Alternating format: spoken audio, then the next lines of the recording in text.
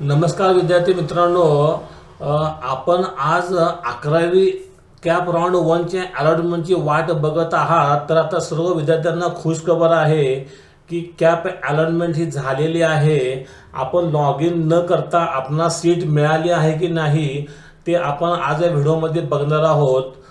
तर चला विद्यार्थ्यांनो, आपल्या फोनवरती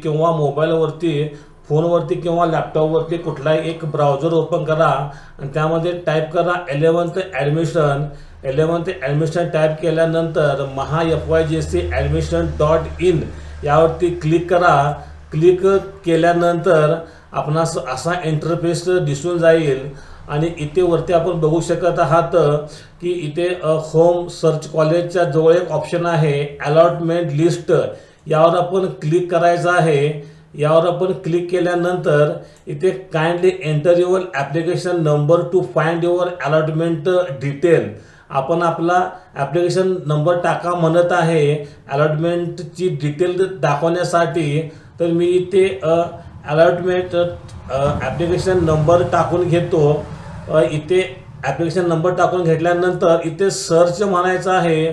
तर विद्यार्थ्यांनो, इथे आपण बघू शकत आहात इथे आपला ॲप्लिकेशन ID आपण दिलेला प्रेफरन्स नंबर 1, इथे आपली कॅटेगरी आणि इथे आपली कोणती कॅटेगरी आहे ते इथे आपणास मिळालेले टोटल मार्क आणि इथे आपणास अलॉट झालेलं कॉलेज दिसून येईल.